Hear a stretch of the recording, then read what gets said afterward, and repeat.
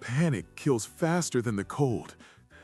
Your heart hammers your ribs. Breath comes in ragged, useless gasps. Frost forms on your eyelashes as the world narrows to a pinprick of sheer terror. In this moment, the cold isn't the real threat. Your own mind is. Then, a thought cuts through the noise.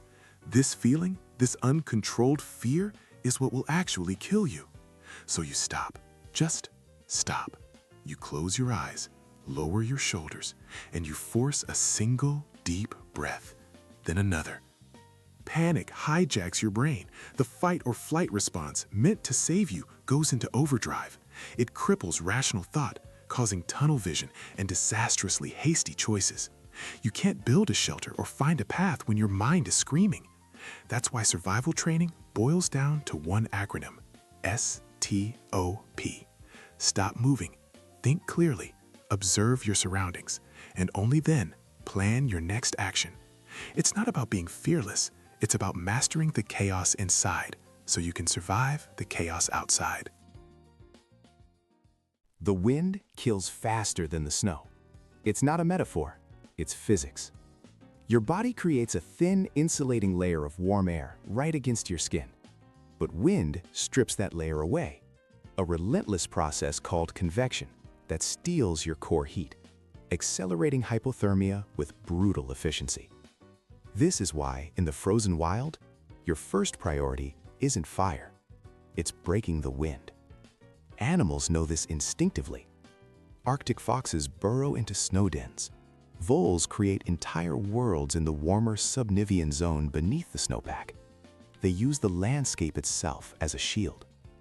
For a human, this means finding a natural windbreak, a rock overhang, a dense stand of evergreens, or building one. A debris hut, packed 3 feet thick with leaves and pine needles, or a quinsy, hollowed out from a mound of hardened snow. The goal is to create a small, insulated space just big enough for you, a pocket of calm where the storm's howl becomes a muffled whisper. This isn't just about physical warmth, it's a psychological fortress. It provides the security to think, to plan, to survive another hour. It's the wall you build between yourself and the end. Hunger can wait. Cold kills in hours. Picture this. Your hands are shaking so violently you can't control them. Frost is creeping over your gloves. An open backpack next to you holds food, but you ignore it. Your only focus is fighting the brutal, invasive cold. This isn't a choice. It's a physiological command. When your core temperature drops, your body wages war. Blood vessels constrict, sacrificing your fingers and toes to save your heart and brain. Violent shivering begins, burning hundreds of calories an hour just to generate heat. This is hypothermia. It attacks your mind first, causing confusion and impaired judgment long before your body gives out. That food is fuel, yes, but it's useless if the engine is frozen. Your immediate priorities are shelter from the wind, layers of insulation from the ground and air, and staying bone dry. Because in the unforgiving cold, you don't fight starvation first. You fight the clock. Survive the hour. Then you can think about the meal.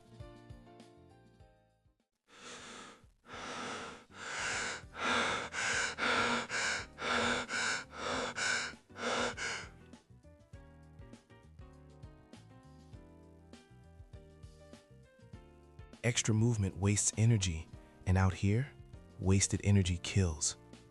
Your first instinct is a lie. Panic tells you to run, to fight the cold with frantic motion, but that action creates your most dangerous enemy, sweat. Once your clothes are wet, the cold doesn't just touch you, it clings to you, pulling warmth from your core 25 times faster. Your body is already burning through fuel just to shiver. Spending more is a death sentence. The real strategy is a delicate dance.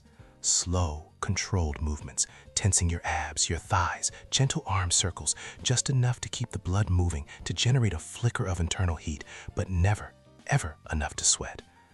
This isn't about getting warm, it's about not getting colder. Every calorie is precious, reserved for building shelter, for survival. The difference is a brutal equation of conservation. Move only to stay warm. The ground steals heat faster than air. It's the silent killer in any cold weather scenario.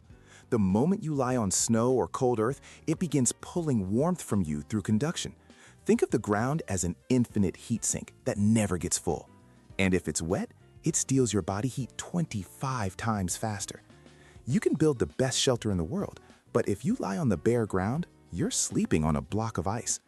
So, you create a barrier, a thick bed, at least a foot deep, of dry leaves, pine needles, or grass, anything that traps air. Throw down your backpack, your extra clothes. Break that direct contact. This isn't about comfort. It's about stopping a catastrophic energy drain that leads to hypothermia. Always remember, insulate what's below you before you worry about what's above you. It's the move that keeps you alive. Without fire, winter always wins. Picture it, near darkness, a snowy forest at dusk. Then a single spark cuts through the bloom. It catches, grows into a small campfire, pushing back the shadows. A lone survivor warms their hands, relief washing over their face. That small flame is the absolute difference between life and death. It's the wall against hypothermia, the purifier for contaminated water, the heat that makes food safe to eat. It's a shield against predators and a signal for rescue.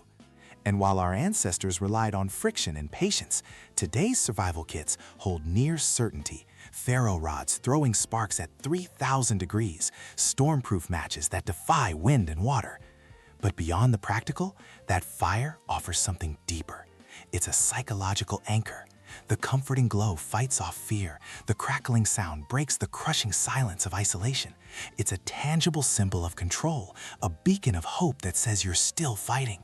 In the wild, fire isn't just a chance to survive. It's your will to survive, made visible. If you sleep, you won't wake up. It's more than a warning. It's a physiological fact. When you're freezing, exhaustion feels like a warm blanket. But that drowsiness is the first sign of surrender. Your body, after fighting so hard, is failing. The shivering, your last defense, stops. This is the critical moment. Then, a bizarre, cruel trick of the mind begins. A sudden, intense warmth floods your limbs as failing blood vessels release their last heat. This is paradoxical undressing, a fatal confusion where victims, believing they're burning up, tear off their clothes. Soon after, another primal instinct takes over, terminal burrowing, the desperate search for a small, enclosed space, like a dying animal seeking final shelter. This isn't sleep calling your name. It's the silent, irreversible shutdown of your body.